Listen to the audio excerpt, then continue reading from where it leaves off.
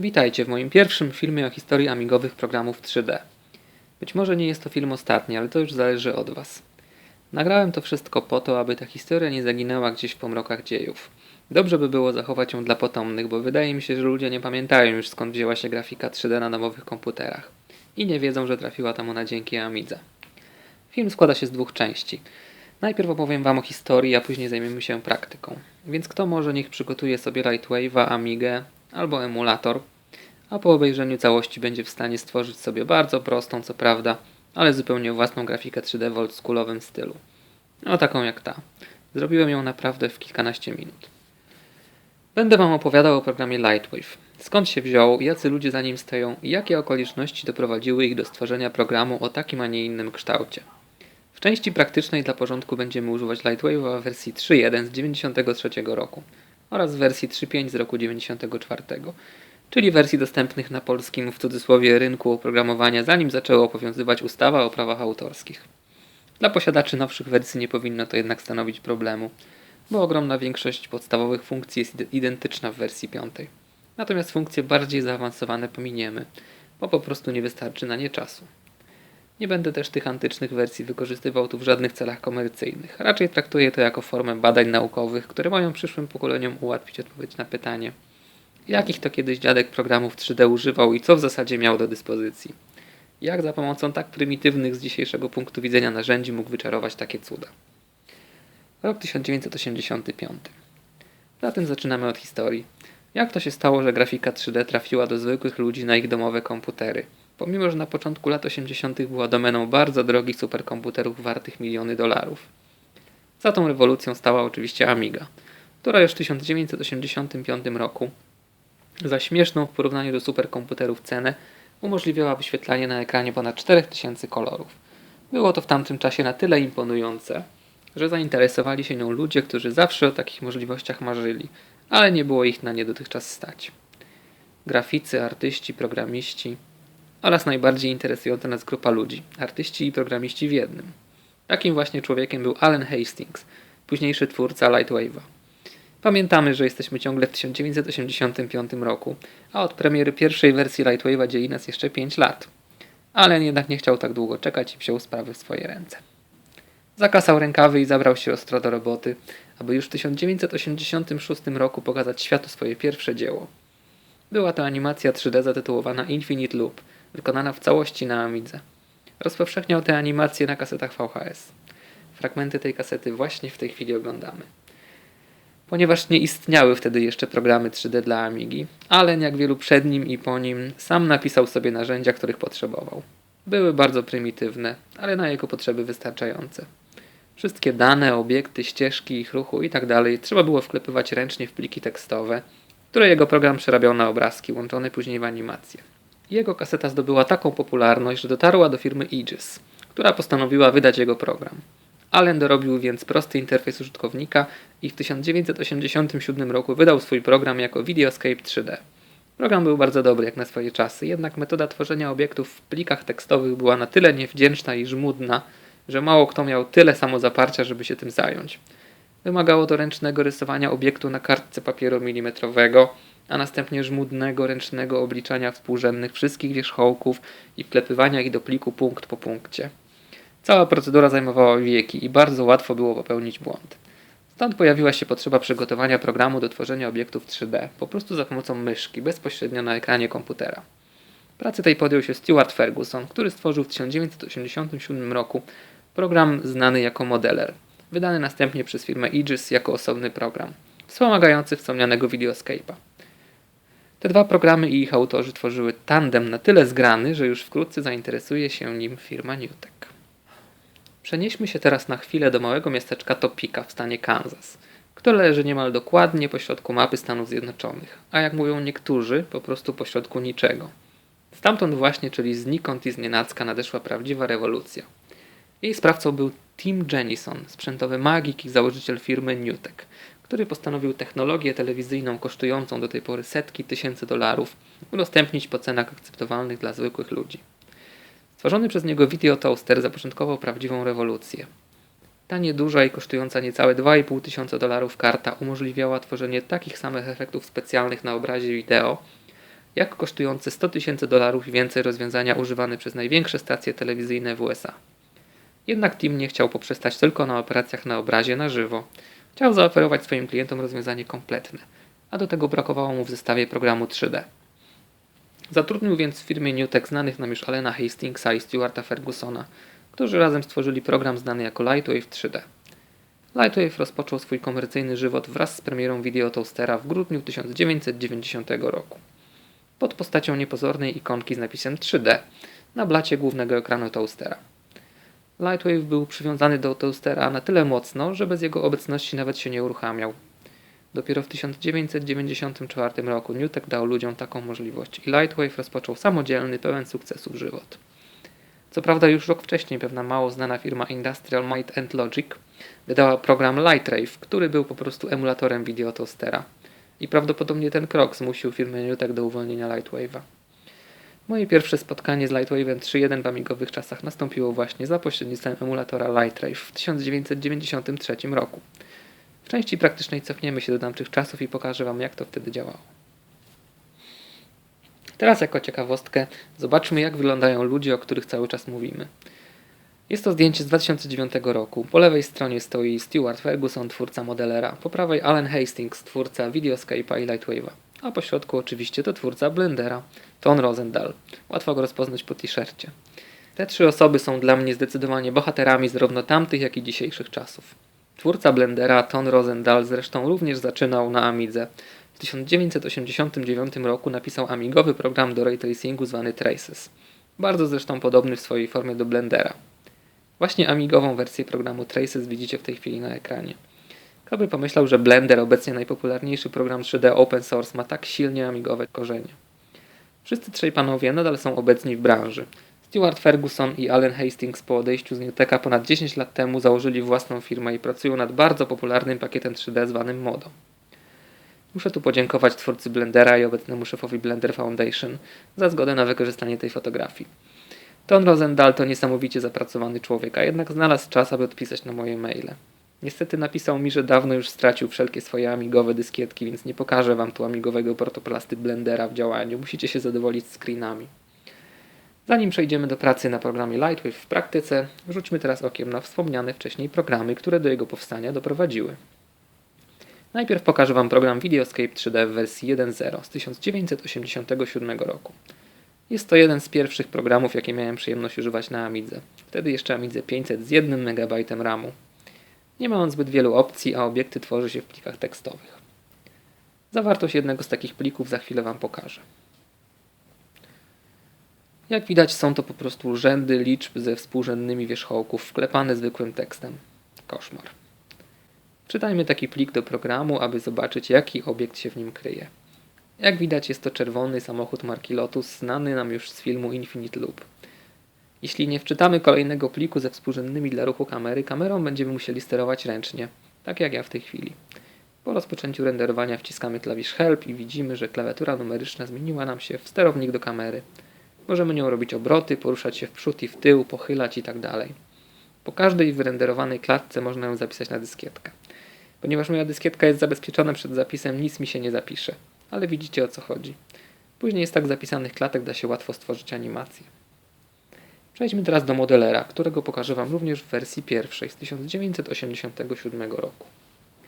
Jak widać, nieco przypomina on swoim wyglądem tego modelera, który pojawi się w Lightwave'ie już 3 lata później.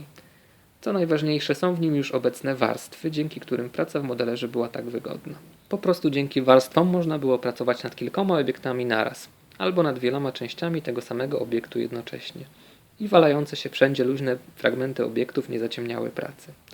Warstwy można było włączać, wyłączać, przełączać. Jest to bardzo wygodne rozwiązanie. Skoro zobaczyliśmy już prehistorię amigowych programów 3D, czas przejść do czasów nieco nowszych, kiedy Videotoaster został już upubliczniony i zaczęła się rewolucja desktop wideo. Jak wyglądał taki Lightwave przywiązany do Videotoastera?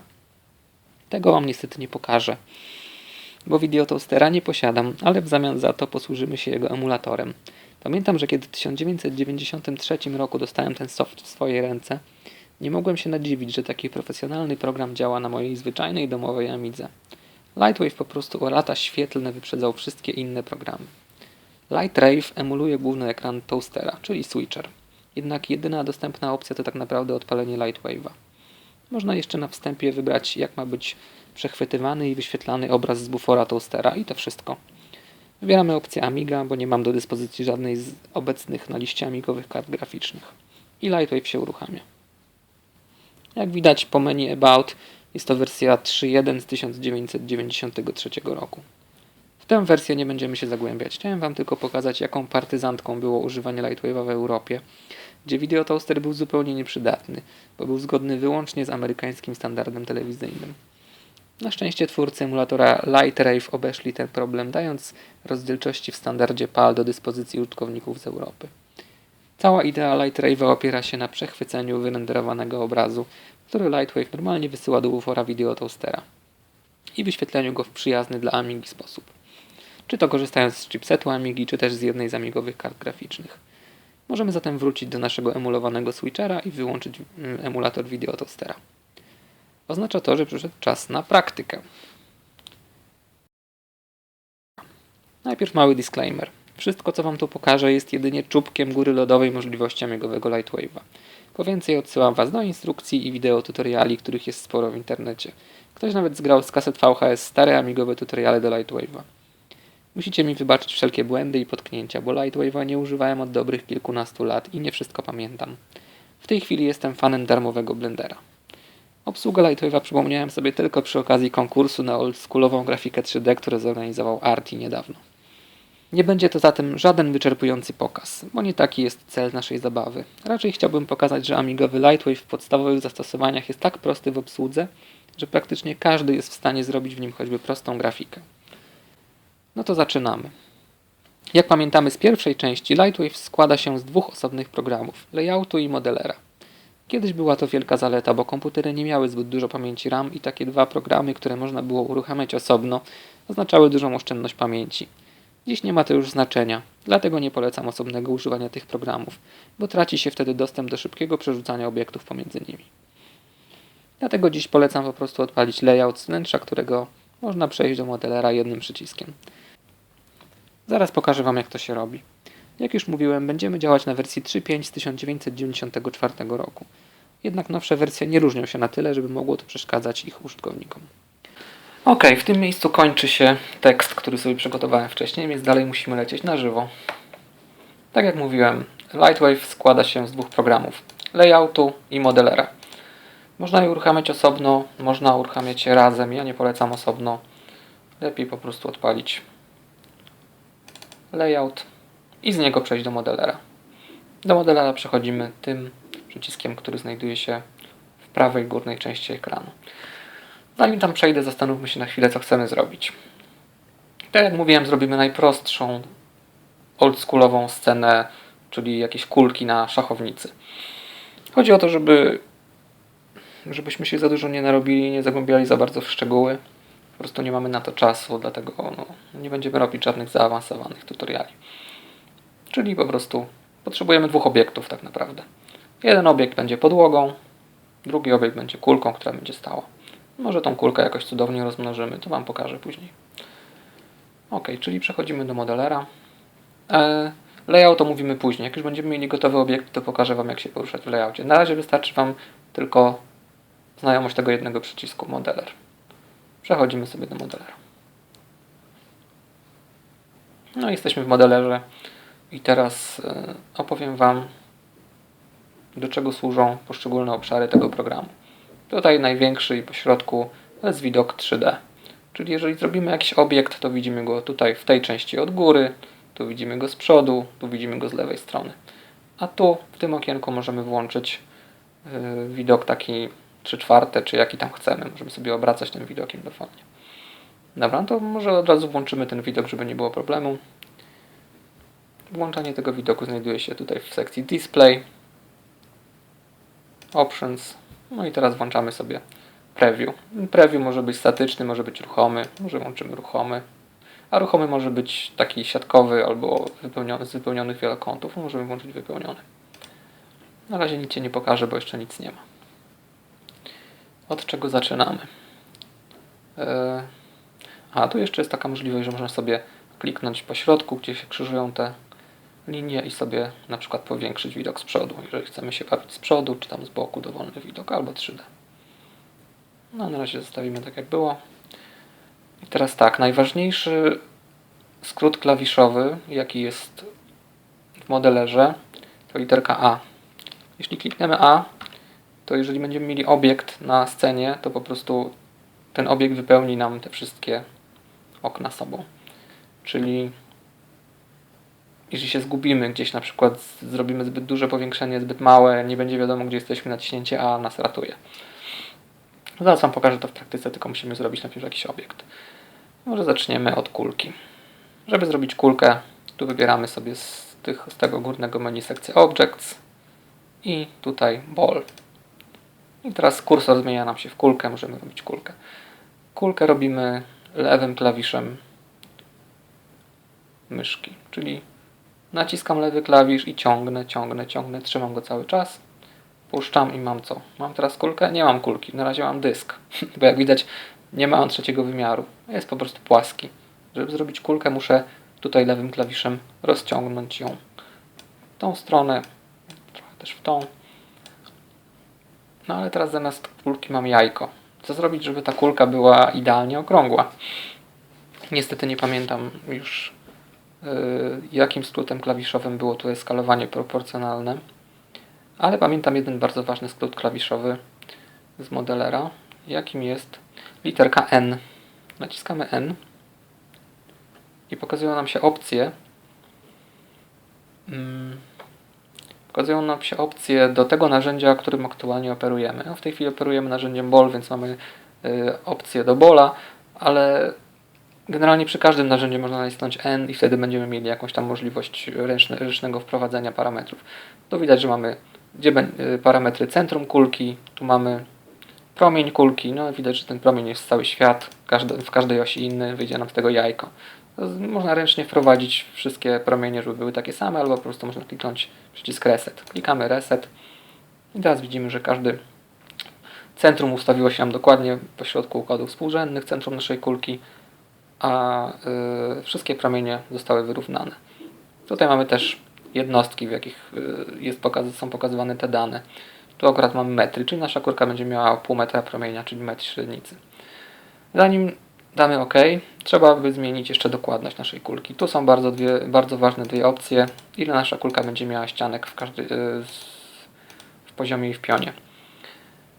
Jeśli zrobimy tak jak tutaj jest ustawione defaultowo, to nasza kulka będzie bardzo taka kanciasta. No my chcemy bardziej gładką kulkę. No to zamiast 16 damy 2 razy więcej. 32. A tu damy zamiast 8 segmentów damy 16 segmentów. No i dajemy OK. I teraz nasza kulka jeszcze się nie utworzyła. Na razie ustawiliśmy tylko parametry na narzędzia Ball. Żeby utworzyć tą kulkę, trzeba nacisnąć Enter. Naciskamy Enter. Kulka się utworzyła.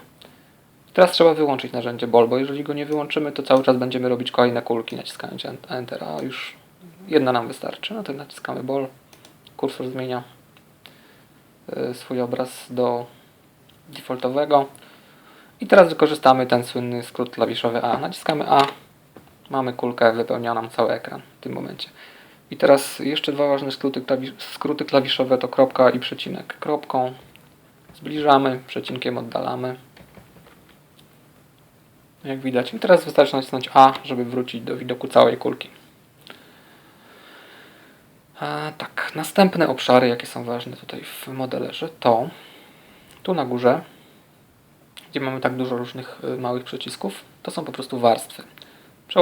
Przełączamy się między warstwami tu tym górnym rzędem przycisków. Czyli tu mamy pierwszą warstwę, drugą. Jeżeli w tej warstwie coś jest, to mamy taką kropkę. Tu widać, że tu jest kulka. W drugiej warstwie nie ma nic jeszcze. Zaraz sobie tam coś zrobimy. Natomiast dolny rząd przycisków warstw służy do tego, żeby warstwy robić tak zwane warstwy background. Teraz na przykład wstawiłem pierwszą jako background. One są na przykład, żeby podglądać, co się dzieje na innych warstwach, ale żeby jednocześnie nam nie przeszkadzało zaznaczanie punktów.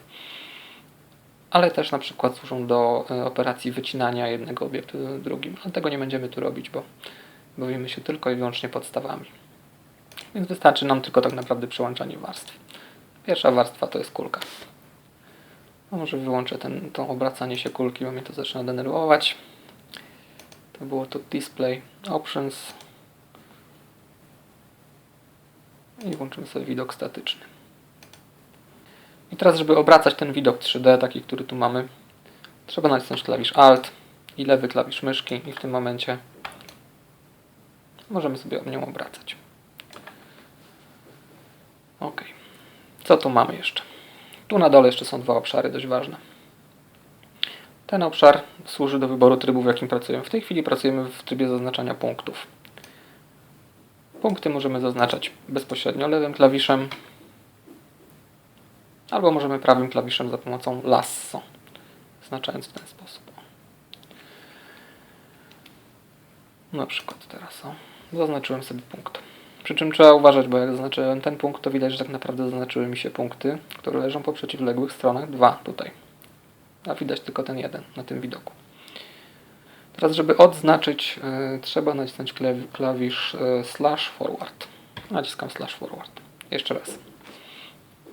Zaznaczanie. Lewym klawiszem myszki zaznacza się w ten sposób. Jeżdżąc trzymam w tej chwili lewy klawisz myszki. Teraz /forward odznaczam. Natomiast prawym klawiszem mamy takie lasso i tym lassem możemy zaznaczyć więcej punktów. No, zaznaczam sobie na przykład tu. Żeby odznaczyć teraz, jeżeli już mam coś zaznaczone, to jadąc lassem, to po prostu odznaczam. W ten sposób. A żeby zaznaczyć więcej, to po prostu z shiftem. Czyli trzymam shift, lasso, zaznaczam. No i mam dużo tych punktów. No i znowu naciskam /forward. I nie mam nic zaznaczonego. No i wracam do tego obszaru. Tu jest tryb naszej pracy. Możemy pracować na punktach, możemy pracować na ściankach.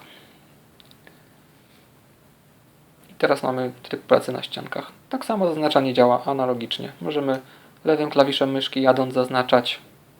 /forward odznacza wszystko. Albo lassem zaznaczamy. Teraz nam lasso działa jako odznaczanie. A jeżeli chcemy więcej, no to z shiftem lasso. No i mamy. Teraz trzeba tutaj zwrócić uwagę na coś takiego. Może odznaczę wszystko i zaznaczę tutaj kilka ścianek.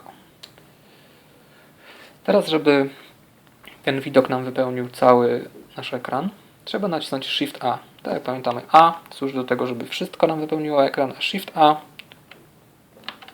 żeby aktualnie wybrany obszar wypełnił nam ekran. No i tu widać, są ścianki, ale te ścianki są dziwne, mają takie wąsy, które z nich wystają, prawda? Tu widać te wąsy. Te wąsy to są normalne. Jest to taka właściwość ścianki, jakby w którą stronę ścianka jest skierowana.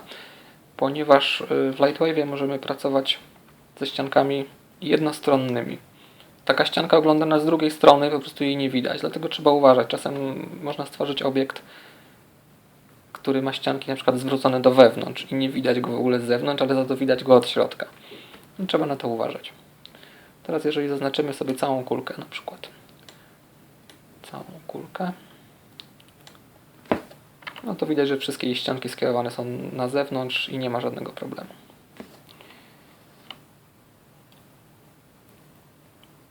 No i /forward odznaczam. Tu jest jeszcze taki tryb pracy volume, gdzie po prostu zaznacza się obszar, na którym będzie się pracować, ale ja z niego nigdy nie korzystałem, więc nie mam pojęcia, szczerze mówiąc, do czego może się przydać. Może są jakieś zastosowania, include, exclude. Generalnie będziemy pracować z poligonami, czyli ze ściankami. Ok, mamy gotową naszą kulkę. Teraz, jeżeli będziemy chcieli nałożyć jakiś materiał na nią, to musimy nadać jej ściankom jakąś nazwę. Na razie nie ma żadnej nazwy. Na razie możemy sprawdzić tu. W sekcji Objects, Options mamy coś takiego jak Current Surface. No i w tej chwili widzimy, że to jest Surface Default. Musimy utworzyć jakiś nowy surface. No to wpisujemy tutaj nazwę kulka. Create. I mamy już dwa surface'y, dwie powierzchnie. Default i kulka. Na razie tylko utworzyliśmy samą nazwę. Ta powierzchnia nie jest jeszcze nigdzie przypisana. Żeby ją przypisać do naszej kulki, no musimy ją całą zaznaczyć.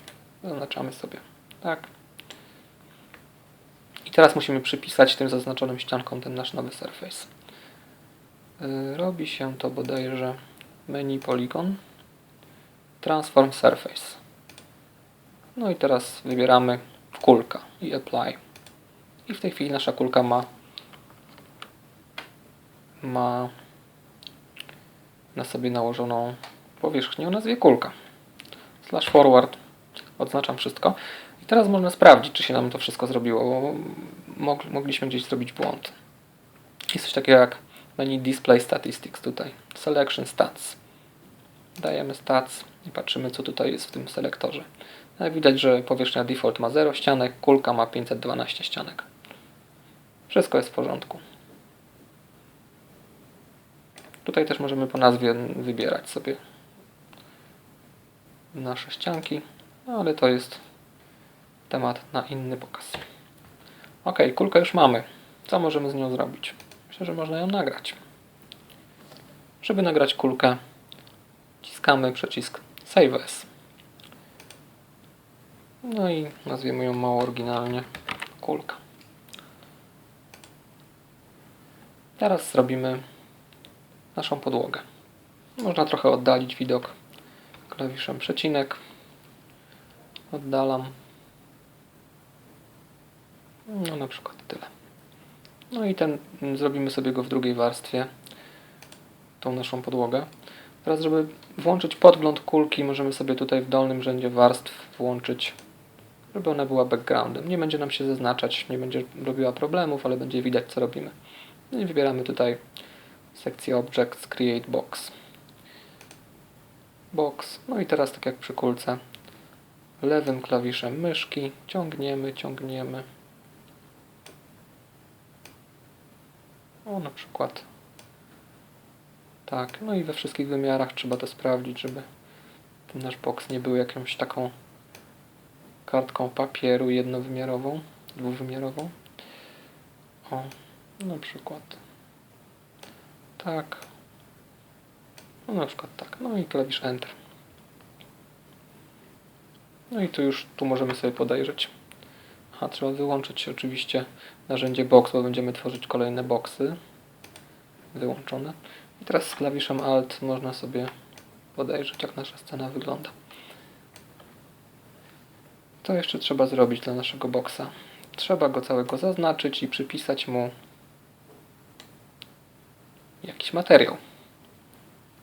Tworzymy sobie materiał, który nazwiemy podłoga. Podłoga. OK.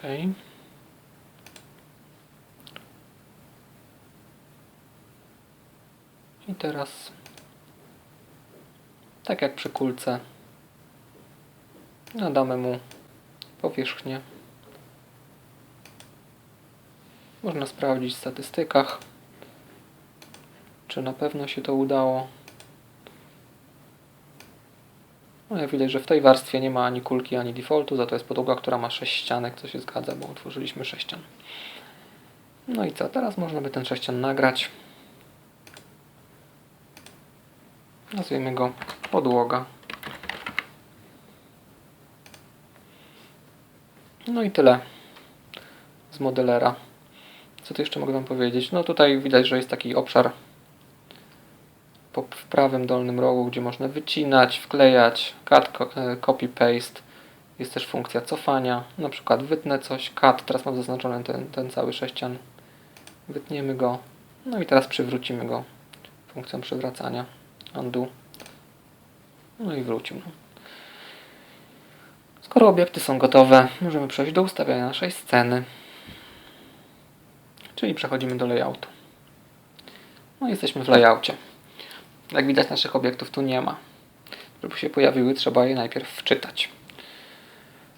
No dobra, zacznijmy od wczytania obiektów, czyli tutaj mamy sekcję Objects i jest funkcja Load Object. No i wczytujemy sobie po kolei kulkę. Kulka się wczytała. No i podłogę od razu. Podłoga. Podłoga też się wczytała.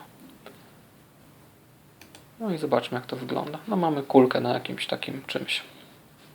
Chyba o to nam chodziło. Teraz jak tu się poruszać? To jest okno podglądu.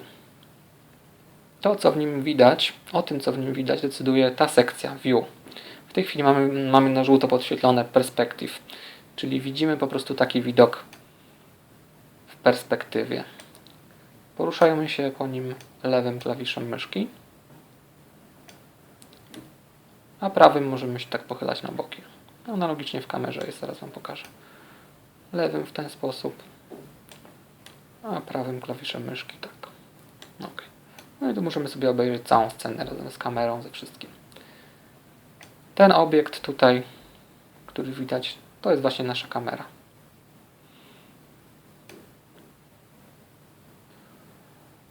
Tak, czyli o tym, co widzimy, decyduje sekcja View. Natomiast jak się w tym poruszamy, decyduje sekcja Mouse. W tej chwili mamy podświetlone na żółto Rotate, dlatego obracam się.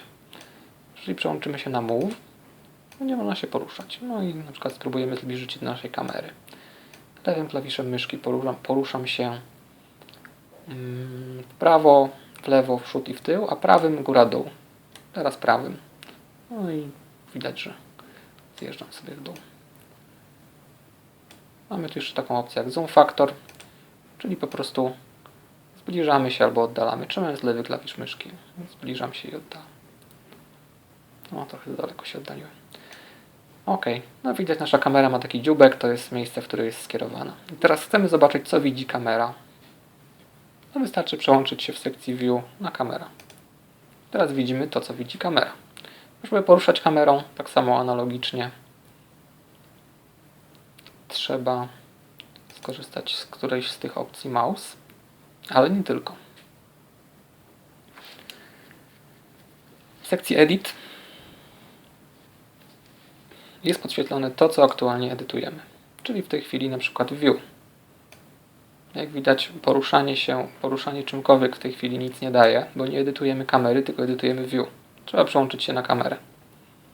Przełączam się na kamerę. No i analogicznie. Trzymając lewy klawisz myszki poruszam się prawo, lewo, przód, tył. Lewy poruszam się góra, dół. No tak. No i mogę też obracać kamerą, tak jak widać. Lewym klawiszem, a prawym mogę ją majtać na boki. I teraz dochodzimy do najważniejszego klawisza skrótu, który jest do dyspozycji w layoutie. Ponieważ w layoutie tworzymy animację, a animacja składa się z klatek kluczowych, cała praca tego modułu opiera się na klatkach kluczowych. Tutaj jest numer klatki, w której w tej chwili jesteśmy. Jak widać, jest to klatka 0. A tym suwakiem zmieniamy numer klatek. Jak widać, jeżeli przełączyłem się w tej chwili na inną klatkę, ten widok, który sobie ustawiłem, mi zniknął. Dlaczego tak się stało? Dlatego, że nie zakluczowałem zmiany. Żeby zmiana położenia któregokolwiek z obiektów, czy też kamery została zapisana, musi ona zostać zakluczowana. A do tego służy klawisz Enter. Czyli na przykład wybieram sobie z View widok, kamery. Do tego edytuję kamerę i jej ruch. No i teraz poruszam się do przodu. Chcę zrobić taką grafikę, że na przykład kulka będzie taka duża. Muszę zapamiętać to miejsce, w które przyjechałem kamerą. Do tego służy klawisz Enter. Naciskam Enter. Naciskam jeszcze raz Enter. Tu jest numer klatki. On się ustawia automatycznie na klatkę, w której jesteśmy. Jesteśmy w klatce 0, więcej nam nie potrzeba, bo nie robimy animacji, więc naciskam jeszcze raz Enter. I teraz ruszając tym suwaczkiem stoimy w miejscu. Czyli problem rozwiązany. OK, czyli mamy już ustawioną naszą scenę. Co teraz możemy zrobić? Możemy ustawić światło. Jeżeli ustawimy sobie Edit Light, światła nie widać. Nie widać go, ponieważ jest poza kamerą. Możemy przełączyć się na widok, na przykład któryś z tych widoków, widok z góry. No i tu widać, że światło jest. I teraz, żeby się do niego zbliżyć, tak samo jak w modelerze, klawisze kropka i przecinek. Kropką się zbliżamy, przecinkiem się oddalamy. Możemy światłem poruszać. Oczywiście dopóki nie zakluczujemy jego ruchu, to ono nam wróci na tą miejsce, w którym było na początku. Ale myślę, że możemy to światło zostawić tak jak jest. Nie będziemy się nim bawić. Nie ma na to czasu. Jest to światło typu distant, więc nie jest ważne, gdzie ono w tej chwili jest położone. Co prawda ono wypada w tej chwili dokładnie w środku naszej kulki, ale to nie ma znaczenia. Tak naprawdę liczy się tylko kąt, pod jakim jest ustawione. A to gdzie ono się znajduje nie ma żadnego znaczenia. Czyli tak naprawdę rotatem będziemy mogli wpływać na to, pod jakim kątem ono świeci. I tyle. No i teraz w sumie możemy już wyrenderować naszą pierwszą scenę. Żeby coś wyrenderować, najpierw trzeba wejść do menu kamera, sprawdzić jaką rozdzielczość mamy ustawioną. No mamy tutaj medium z overscanem. No w zasadzie ok. W menu rekord wybieramy podgląd. Mam tutaj 8 bit ham, ponieważ mam kości AGA. Niezły wypas, nie? No i można ustawić też, gdzie nagramy swój obrazek. No możemy sobie ustawić, że na przykład nagramy go tutaj jako kulka i FF. OK. No i żeby wyrenderować, naciskamy klawisz F10. No i jest nasz pierwszy obrazek. Na razie jeszcze nie to, o co nam chodziło. Jak widać, kulka jest taka strasznie kanciasta. Jakaś taka niezbyt kulkowata. I wszystko jest takie białe i takie niekolorowe. Nic ciekawego. Jak można to zmienić? Aha, i tło jest takie strasznie czarne jak nocą. Naciskamy klawisz Escape i wracamy do Lightwave'a. Co można zmienić? W menu Effects najpierw wyłączamy ten potworny czarny kolor z tła i w tym momencie będziemy mieli gradient. Ten gradient nie wygląda zbyt ciekawie, zaraz Wam pokażę. F10. No ta ziemia jest taka brązowa. Przynajmniej niebo jest ładne.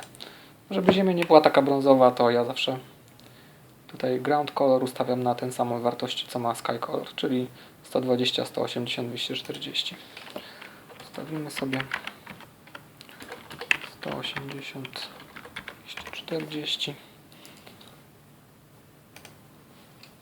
F10. No i teraz już jest trochę ładniej.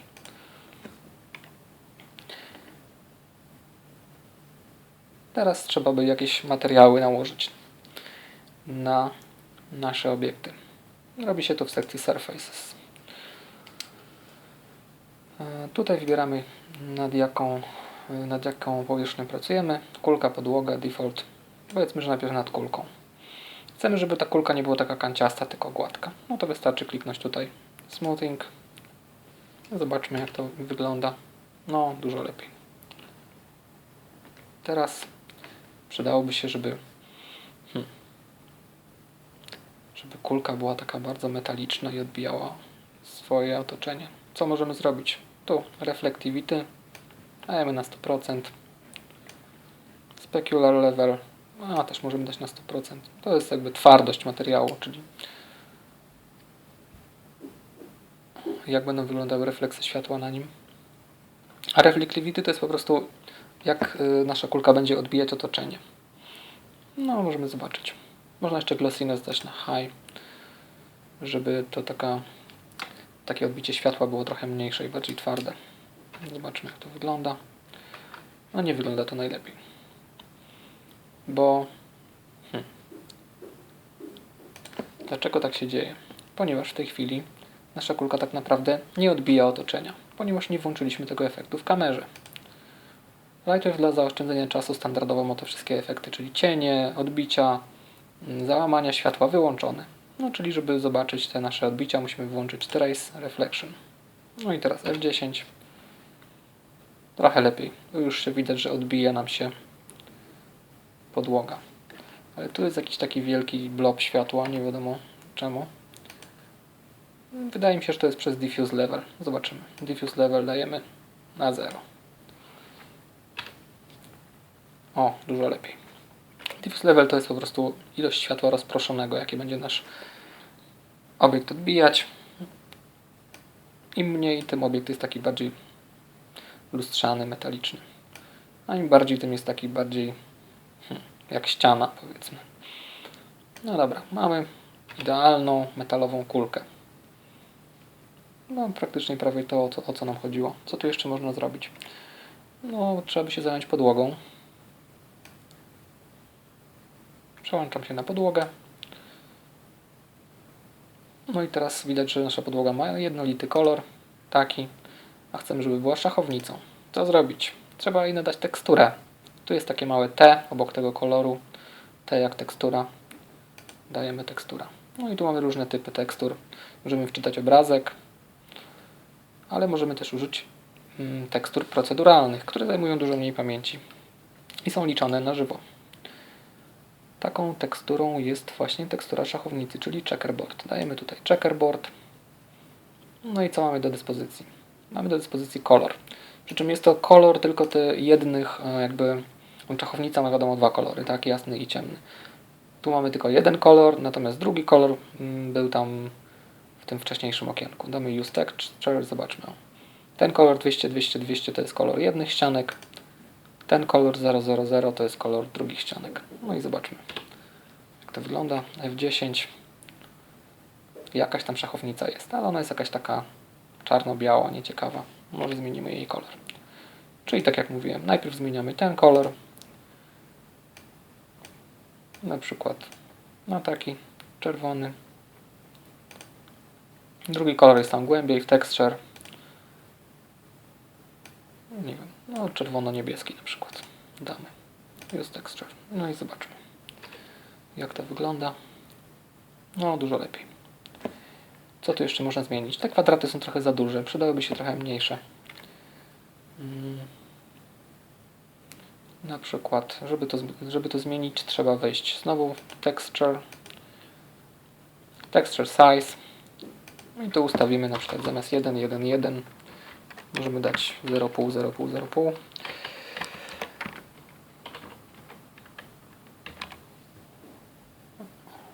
OK. No i zobaczmy teraz. No dużo lepiej. Czego tu jeszcze brakuje? Wydaje mi się, że brakuje cienia. Jakieś to wszystko takie płaskie. Damy mu trochę głębi naszemu obrazkowi przez dodanie cienia. Żeby dodać cień, co trzeba zrobić? Trzeba go włączyć dla lampy. Dla tej naszej standardowej lampy, którą dodaje Lightwave w każdej scenie na początku, cień jest zawsze włączony. Tu widzimy. Możemy go wyłączyć, możemy go włączyć. Ten trzeci rodzaj cienia, czyli Shadow Map, jest dostępny tylko dla lamp typu Spot. My mamy lampę typu Distant, czyli możemy tylko posłużyć się takim cieniem. Ale to nie wszystko. Żeby zobaczyć cienie, trzeba oczywiście włączyć ten efekt w renderingu, czyli dajemy Trace Shadows. No i F10. No i mamy nasz cień. Nasz cień jest taki strasznie czarny. Co można zrobić? W sumie niewiele niestety, bo to były takie czasy, kiedy miękkie cienie to był wielki wypas. I takich luksusów nie było. Ale co możemy zrobić? Możemy zwiększyć trochę ambient color. W tej chwili mamy 25%. Możemy dać na przykład na 50%. No i teraz F10. Trochę lepiej. Cień jest trochę jaśniejszy. Ale dalej jego krawędzie są takie strasznie ostre i twarde. Jedyne co możemy zrobić w takiej sytuacji w Lightwave to zmienić lampę z Distant czy tam z Point na Spot. No to zmieniamy lampę na Spot. Dajemy Shadow Map i tutaj miękkość cienia na przykład na 10. Teraz oczywiście trzeba tą lampę trochę przestawić, bo nie wiem gdzie ona jest i gdzie świeci dokładnie. Zaraz zobaczymy. Gdzie jest nasza lampa? Tutaj w Edit dajemy Light. I nasza lampa jest dokładnie w środku naszego obiektu. Co się stanie, jeżeli teraz nacisnę F10? Nic. Po prostu nie ma światła. Jedyne światło, które w tej chwili widzimy, to jest światło ambient. Żeby tę lampę było widać, to musimy ją najpierw wyjąć z naszej kulki. No i przełączamy się na przykład na widok z góry. Przesuwam naszą lampę tu. Widok z przodu, trochę wyżej. Trzeba nacisnąć Enter, żeby ją zakluczować, bo inaczej wróci nam do środka za chwilę. I przy takiej lampie typu Spot możemy sobie z niej po prostu popatrzeć, co ona widzi. Czyli klikamy View Light i widzimy, że nasza lampa widzi kulkę i podłogę. No to generalnie to, o co nam chodziło. No i zobaczymy. Tu widać, jak te promienie sobie lecą z lampy. Zobaczmy, jak to teraz wygląda. F10.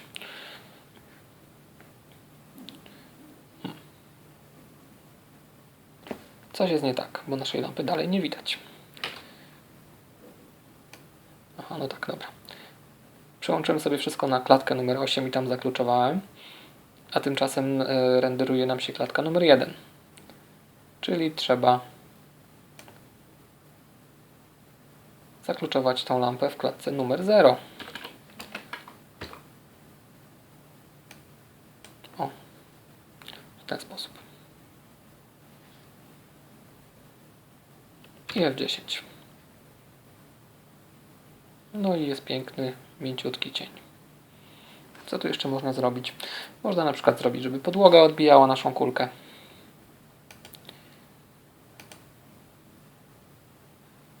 Czyli damy jej trochę reflectivity.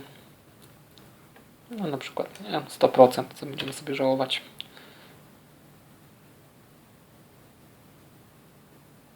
No, taki dość dziwny ten efekt. Nie podoba mi się. Można go zmniejszyć. Może trochę diffuse zmniejszymy.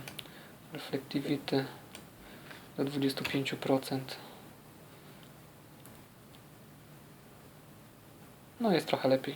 Trochę jest tych odbić, ale nie jest ich zbyt dużo. Co tu jeszcze można zrobić? Można użyć materiałów dostarczanych standardowo z Lightwave'em. No na razie zbudowaliśmy swoje materiały, ale na przykład, no żeby nie zginął nam ten materiał, to można go zapisać. Zapiszemy go jako kulka 1 na przykład. Ok. Ale możemy wczytać jeden z gotowych materiałów, na przykład Chrome. Zobaczmy, jak to teraz wygląda.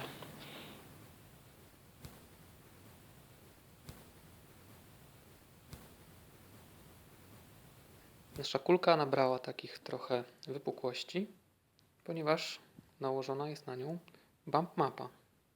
Tu widać.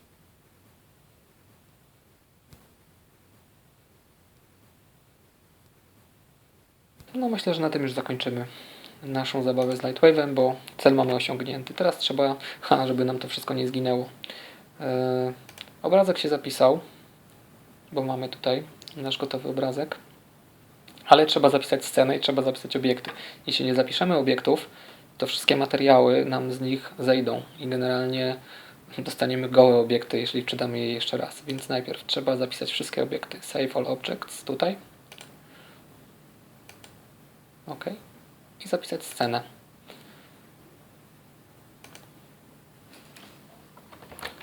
Naszą scenę nazwiemy kulka.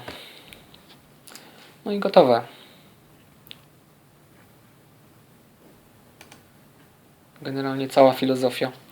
Oczywiście Lightwave ma dużo większe możliwości niż Wam tu pokazałem. Można budować naprawdę skomplikowane obiekty oparte o kości, inverse kinematics. Można całe animacje postaci budować, generalnie co da na kiju, naprawdę. No ale żeby to wszystko zrobić, to naprawdę trzeba przy nim przysiąść kilka miesięcy, jeśli nie kilka lat. I wtedy można naprawdę robić imponujące efekty. I powiem Wam szczerze, że to jest najłatwiejszy program, jaki w ogóle widziałem w życiu do 3D, a widziałem już ich sporo. I moim zdaniem to nie jest przypadek, bo twórca tego programu nie był takim typowym programistą, który go interesują tylko algorytmy i programy. Był poniekąd artystą, który chciał jakieś tam osiągnąć dzieło i zaprojektował ten program tak, żeby artyści, którzy nie mają pojęcia o komputerach, programowaniu i mają to w ogóle wszystko w nosie, żeby po prostu poczuli się jak w prawdziwym studiu telewizyjnym, żeby mieli do dyspozycji kamerę, światła, soczewki, no generalnie wszystko to, co mają w prawdziwym studio i żeby to ustawianie tego wszystkiego było możliwie bezstresowe i możliwie proste. Dzięki temu ten program jest naprawdę prosty w użyciu w porównaniu na przykład z Imaginem, który ma 5 edytorów bodajże, czy coś takiego do tworzenia obiektów. To w ogóle inny kosmos, naprawdę. Więc jeśli ktoś chce się bawić w takie oldschoolowe programy, to polecam Lightwave'a, bo on tutaj zdecydowanie wygrywa prostotą obsługi, w ogóle logicznością i takim zaplanowaniem. Po prostu te wszystkie sekcje, które tu są, czyli scena, obiekty, powierzchnie i tak dalej, światła, wszystko jest jak w prawdziwym studio i wszystko jest bardzo logicznie uporządkowane. Może kiedyś pokażę Wam więcej, jak zrobić animację, żeby ta kulka skakała na przykład. No ale to innym razem. Także na razie dziękuję za uwagę i do zobaczenia.